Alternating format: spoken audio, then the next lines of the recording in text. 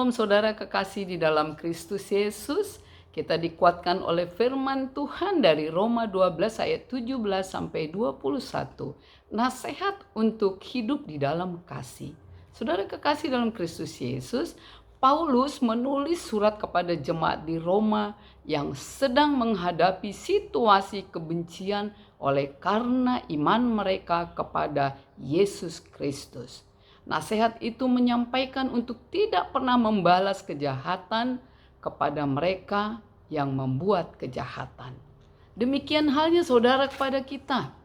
Allah mau kita hidup di dalam kasih dengan beberapa catatan. Yang pertama, hal kebencian.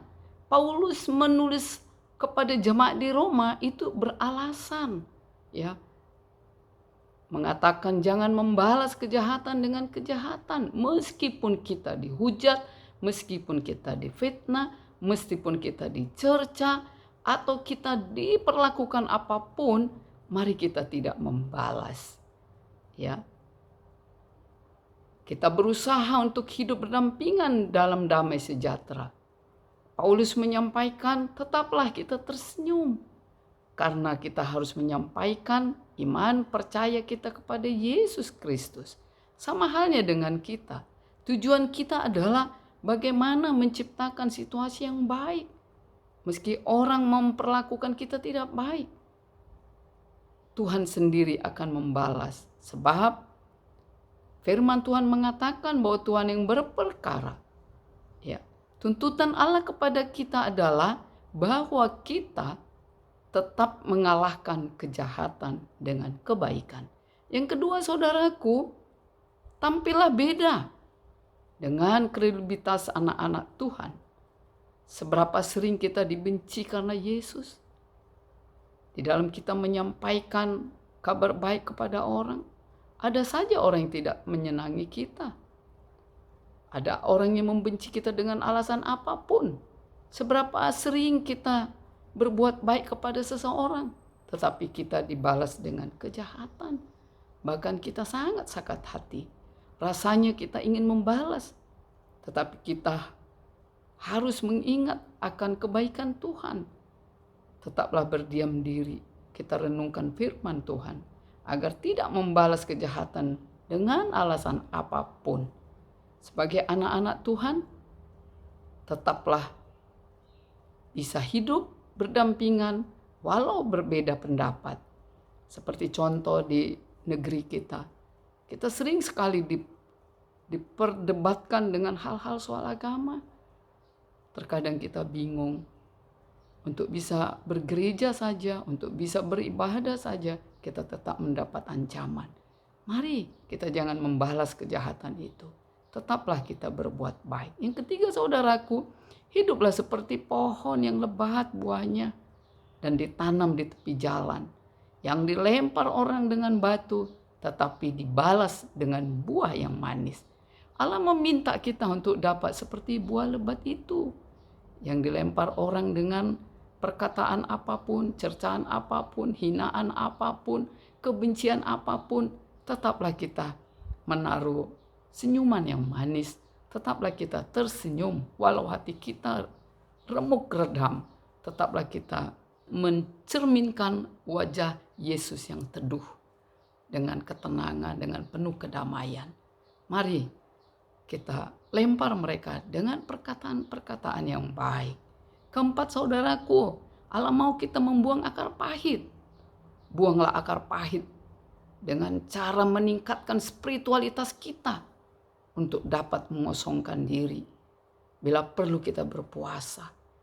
Karena akar pahit itu saudaraku adalah awal dari sebuah kehancuran. Ya, awal dari sebuah ketidaksuksesan. Karena akar pahit itu selalu mendendam di dalam hati. Dan akar pahit itu harus kita buang. Karena akar pahit itu adalah menjadi sahabat iblis. Tentu kita sebagai anak-anak Tuhan tidak ingin menjadi sahabat iblis. Oleh karenanya saudaraku, buanglah akar pahit itu. Jangan pernah mendendam. Karena Allah mengatakan, pembalasan adalah hakku. Biarlah Allah yang berperkara. di dalam setiap masalah yang kita hadapi. Oleh karenanya saudaraku, lepaskanlah akar pahit itu. Buanglah kebencian dan dendam itu. Tenangkanlah diri kita. Mari kita bersimpuh di bawah kaki salib Yesus.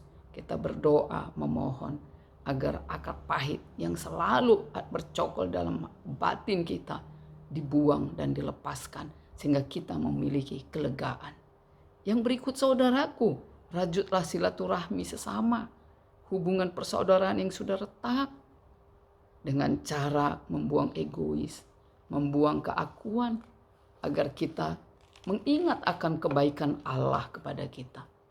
Duduklah bersimpuh di bawah kaki salib Yesus, berdoa dan tenangkan diri. Ingatlah akan kasih setia Tuhan.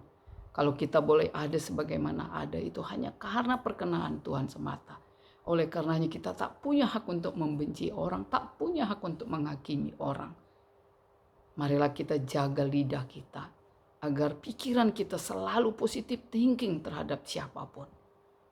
Hiduplah berdampingan dengan siapapun saudaraku. Mari kita, ketika Indonesia saat ini sedang digempur oleh ketidakyakinan orang dengan pemerintah kita, yang memperdebatkan Pancasila, memperdebatkan soal agama, yang ingin mengkhalifatkan Indonesia. Mari kita berdoa, jangan kita balas, jangan kita buat berita-berita hoax, tapi kita tunjukkan kepada mereka bahwa kita sebagai anak-anak Tuhan mampu hidup berdampingan dengan siapapun. Kita rajut silaturahmi itu. Kita mampu beradaptasi dengan mereka, bisa duduk berdampingan dengan mereka. Kita menyampaikan bahwa hati kita, perbuatan kita penuh cinta kasih terhadap sesama. Mari saudaraku, Matius 5 ayat 9 mengatakan, berbahagialah orang yang membawa damai, karena mereka akan disebut anak-anak Allah. Saudaraku, mau menjadi anak-anak Tuhan? Mari kita buang segala kebencian, dendam, ya. Duduklah berdampingan dengan siapapun. Perlakukanlah orang, kasihilah orang seperti diri kita sendiri mengasihi diri kita. Jangan pernah menuduhkan apapun terhadap orang. Jangan pernah menghakimi orang.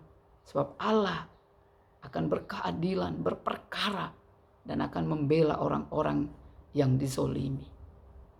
Demikian saudara kekasih dalam Kristus Yesus, tetaplah berbuat baik, tetaplah memancarkan sinar kasih Tuhan Yesus kepada siapapun.